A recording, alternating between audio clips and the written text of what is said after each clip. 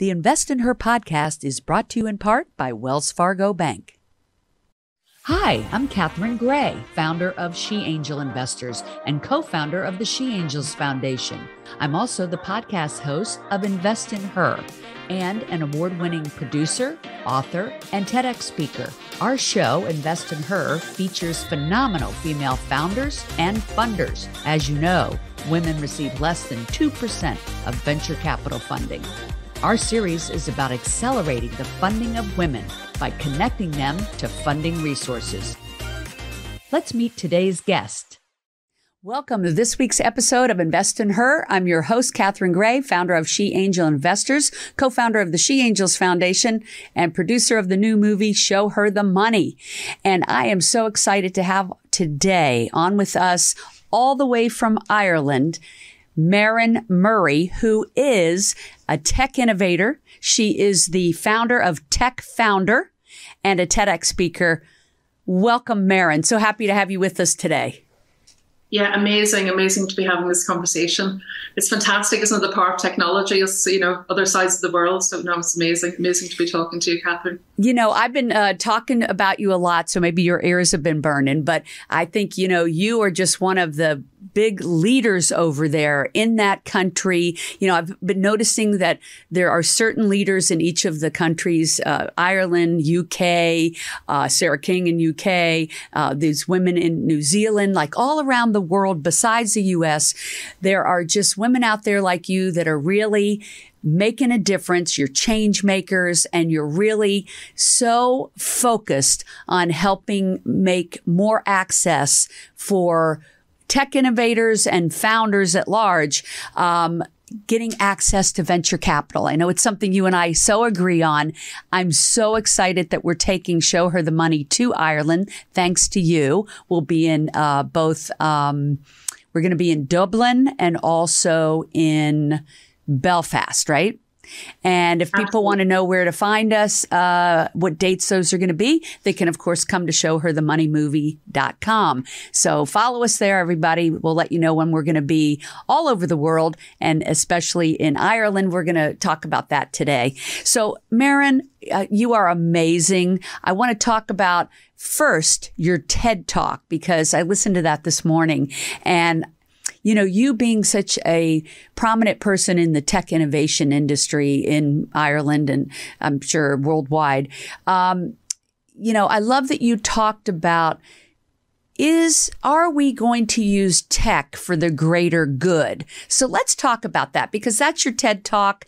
I love that you talk about tech for good, for social change. So let's kick off the conversation with that. Yeah, so for me, tech, from the TEDx talk, that tech is a tool. And if we harness it, what we do with it is the important thing. Do we use it for good? Do we use it for positive change? It's so powerful that we have to harness it. I mean, obviously people have misgivings about, how it might cause polarisation, how it might, cause, bias, embedded bias. There are concerns and genuine concerns about technology and how it has been used in certain situations and certain scenarios. But for me, it's got so much potential, and I take so much inspiration, from the way it's been used over history. Because I think, my own grandfather, he was a blacksmith. They used iron. They created tools, and those tools were to improve society. There were basic things like plows, for people to kind of have food, fire troughs. So this was using tech in a very simple way, but it was still technology, but it was improving our society. It was being used to kind of improve society, to kind of in a life-affirming way. And I think it's so important that you do that TED Talk that you're doing, because so many people are afraid that tech is going to ruin the world. And your point is, no, let's use tech for the greater good. It's a way that it connects us all around the world, right? It's something that we can use for global community. And how do we ensure that we use it for the greater good? I know you have a community that's focused on that. Let's talk about that community and what you're doing to make sure that it's used for the greater good. Yeah, so TechFoundHer, it's a collective. So it's a collective of women tech founders and future founders as well, because a lot of women are maybe they've an idea, they keep thinking about something, but they haven't yet made that leap, to start their own kind of company and to harness technology. So what we believe is that it's about enabling women to start tech companies, to lead tech companies. And this is not just about for the economy. This is for society. This is for the world. Like so many women founders want to move the world forwards. We're not just simply driven by profit. We're not simply driven by greed, a quick turnaround, selling a company quickly, exiting. It's not just about profit. It's about creating jobs that are sustainable, but people with living wages. It's about improving our society. So that's what I'm really excited about in terms of having more women starting and leading tech companies. Well, what I like about what you're doing with TechFoundHer, creating a community for women in tech, they need a community because it's such an old boys club, the tech world. And so the fact that you're harnessing them to empower each other brings more possibilities to no person alone is going to be as strong as an entire community. So you bringing all those amazing, smart tech women together could only be a dynamic outcome. And like you said, women are even more focused on using technology for the greater good. And so this leads us into the question of that you and I agree on is the importance of getting more women tech founders funded. Right? Because this is going to impact the future. All these women with their technological advancements that are going to help us with, climate change or just women's health or whatever it is that we're lacking in. Women have those ideas and innovations to help these problems so we can use tech for the greater good, right? But we have to fund them, right? And let's talk about how you and I agree on that. That's why we're taking our movie, Show Her the Money, to Ireland, because you and I, we so believe that we've got to educate more women and men in that country about how important it is to fund women founders, and especially in the tech and, arena. Completely. And look, if you Google TechFoundHer, you know yourself what's going to turn up. It's going to be it's photos after photos of male, often young white men. So there's so much gender stereotyping. When somebody hears the word tech founder, they don't think about a woman. They don't think about a woman who's, in whatever the age is, because whatever our age is, it can be used as a disadvantage. Either we're perceived as being, we're girls, we're in our early or mid-20s, we're trivialized in that way. If we're older, it's perceived, you can't be innovative, you're, past a certain age. So there's so much gender stereotyping, and that's what women are facing. And I suppose what I believe is that it's not that we're not confident enough. It's not that we're not, that we can't pitch well enough, even though let's talk about pitching in a while because of some abuse on that. It's the system. The system is the thing that needs to change. Right, because who are we pitching to, right? Who are we pitching? Who are we pitching to? And why should we be pitching at all? Like, why should something so important as, solving these societal problems and issues, why should it be a performance? Like, who thought that a 10-minute performance on that basis, we decide like who gets investment to grow, to learn, to contribute. So I think women, like, we're here. People often say, oh, there's a pipeline. There's a pipeline problem. There's no pipeline problem. There's a distribution problem. We are here. We're ready. We've got the ambition. We're impatient for change. We're impatient to contribute. But we need to have technology is not cheap. And you got to innovate quickly. It's constantly changing. We need the money to innovate, to have those solutions. And the broken part of it is people do tend to invest in people they identify with. So when you have all Caucasian men at the table deciding who gets the money, they don't necessarily give it to women if they don't identify with them or with the product. And so there's all this tech innovation out there. Like you said, people just automatically think men in tech and women in tech, which, you know, I love that you call it TechFoundHer for those just listening and not watching. So it's found and then HER, tech founder. Very clever. You know, if you think about it just in a logical way, you know, you've got, you know, whatever it is in a certain area, 100,000 people or 1 million people, 50% of them are men and 50% of them are women. And so same in the tech world, it's just the men are known in the tech world and they get funded more. But think of all the technologies that just equally as smart women are coming up with. What a shame if we don't fund them, because there's such opportunity there. So if you're an investor, you might want to look at the fact that there's all these women with these technologies to develop and not getting the funding. What a perfect investment opportunity to get behind them, who tend to be better with money, tend to be better with the success of their business because they are better with their money and more frugal and, you know, just have a mindset that is making more with less, you know, put your money on that horse, right? So there's such investment opportunity here. And that's really why we're coming to Ireland with Show Her the Money and going around the world to educate more women. What is venture capital and why would I want to be a part of it, either as an investor or as a founder getting funding, right? So we're super excited to come, you know, inspire and educate people in Ireland about why this is an important thing to the future of the world. Are we going to create the women's ideas and inventions and innovations that will help save the planet? Bottom line. Completely. I completely agree with you. And I suppose when we were, myself and Vicky Toomey-Lee, when we were thinking about TechFoundHer, we were thinking, okay, why is it only 2% of women, you know, getting this VC funding? And often the reason we'd be hearing is, oh, they don't have the tech ideas. They're not pitching the scalable, ridiculous, you know, the scalable platforms. And we were like, okay, well, let's take that. Let's take that head on and say, okay, maybe only 20% of computer science students are still young women, which is shocking. It hasn't really improved over, you know, whatever, 20, 30 years. So let's take that on and say, well, hold on a second. You don't need to be a coder to start a tech company. You know, you don't.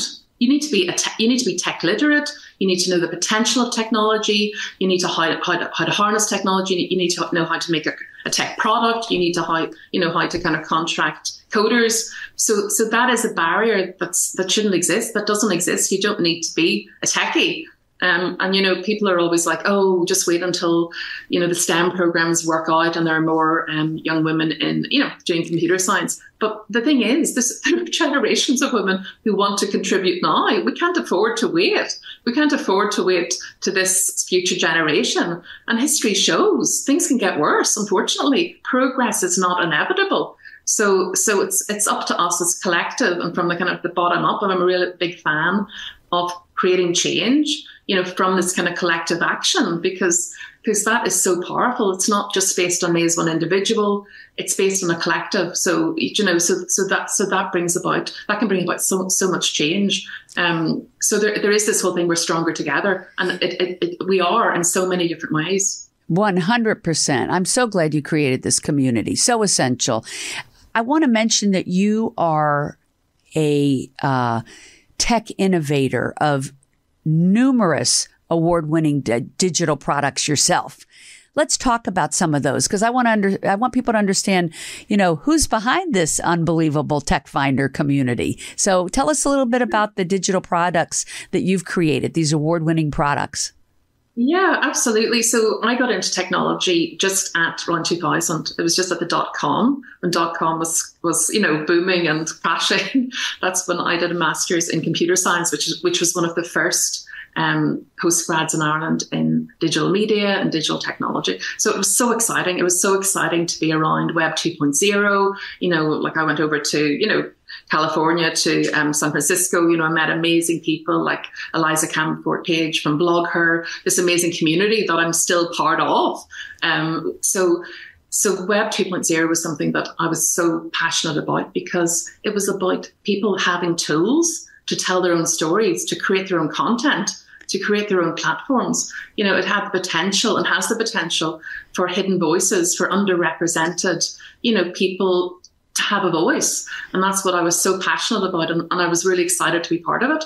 So I worked in the BBC, and that was, at that stage, it was so exciting. It was a bit like the Wild West. You know, you could create platforms. You know, Twitter was coming on board. We created a social media platform for young people, which was a safe space, which was moderated, which was focusing on learning and focusing on creativity. And what platform was that? So Blast. BLST. So it was about inspiring them to, you know, create design digital games, you know, so it was all about making products. So the focus was very much on creating. Sometimes creative and art stuff is, you know, just making for the sake of making. This was like, you're going to make something and we're going to showcase it. We're going to showcase it on TV or on web or on mobile. And that's something, you know, that I still really believe. The power of actually the learning that you go through and actually making something.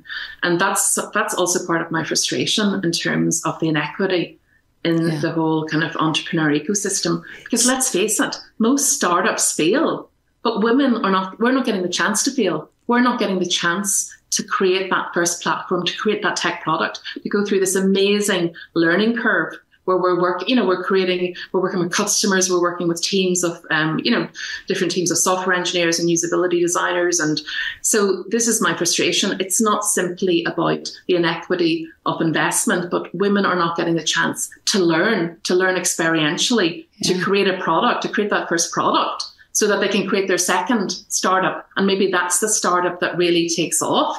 So I'm really passionate about this whole thing about kind of experiential learning. Yeah. And we have to have the audience understand, here's this pool of money. I know here in the U.S., it's $250 billion a year that's distributed. Women get 2% and men get 98%. They are just throwing money at men, whether they have good ideas or not. And women with really good ideas are not getting funding. I want people to understand this, how broken the system is. That's why we're going on the road and taking Show Her the Money movie out there. So excited to take it to Ireland with game-changing people like Mairin who are carrying that torch to try to change this. And I guess you could see, you know, being a tech innovator yourself, I'm so proud of you that you created this community of 500 plus women tech founders who have a community to lean on, run things by, help try to fix this broken system, because that's what it takes. It takes us all coming together, recognizing there's a problem. I always say awareness is what creates change, and then figuring out how together we're going to fix this, because no one's going to fix it for us. It's been 2% for years. We have to fix it ourselves.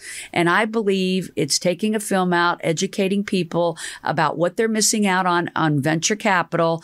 As an investment, we need more women investing in this. We need more LGBTQ. We need more BIPOC, because the people receiving the money are going to reflect the people giving the money. It's so important that we get a groundswell movement going of new and different investors in this space. All are welcome. Men are certainly welcome to invest in women and BIPOC and LGBTQ. They haven't been doing it. And so I'm so glad that so many women, more than ever in history, are starting their own venture capital funds. And if people don't understand what that is, they need to see the movie, Show Her the Money. They need to understand it's like a mutual fund, only it could be more lucrative. And it's almost like donating to a charity, because you're giving to a good cause, but yet you can get a return on it. What could be better than that? You're investing in something for the greater good with a possible really good return and making an impact and leaving a legacy. What is money for if it's not to be invested in the greater good, right? Completely. And I think the data is so important. As you said, that 2% is so important. And with TechFoundHer, we've also been asking government, because the public funding, there's a huge amount of public money that goes into enterprise support in Ireland. And like as women, we're kind of angry because that's our money. We're 51% of the population.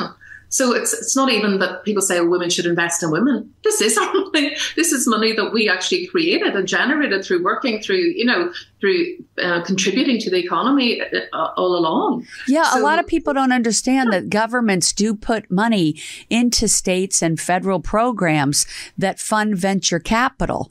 And so that is the crazy disparity here. That money should be being deployed at least 50% to women-founded funds and women entrepreneurs.